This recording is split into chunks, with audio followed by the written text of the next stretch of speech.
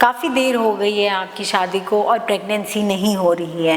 Relatives का भी काफ़ी प्रेशर आता है कि प्रेगनेंसी नहीं हो रही, जाके टेस्ट करवाओ, क्यों नहीं हो रही, उसका क्या रीज़न है।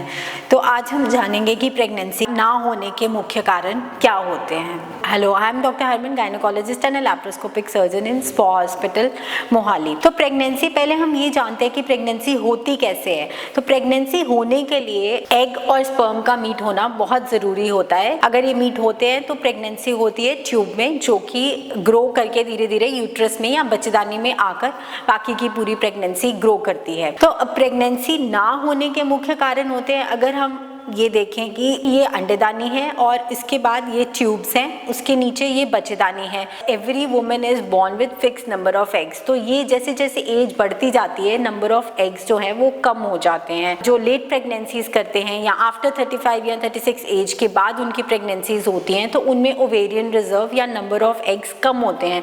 तो one of the reason of not getting pregnant, ovarian reserve जो हम बोलते हैं वो कम है नॉर्मल इंडिविजुअल से।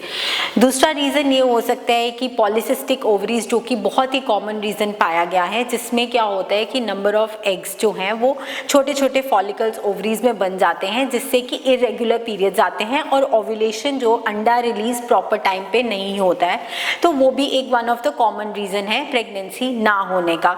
अगर हम ट्यूब की बात करें तो ट्यूब ब्लॉक हो सकती है या उसके अंदर फ्लूइड हो सकता है, जिसको हम हाइड्रोसल्फिंक्स बोलते हैं, उसकी वजह से भी प्रेगनेंसी जो है वो नहीं होती है।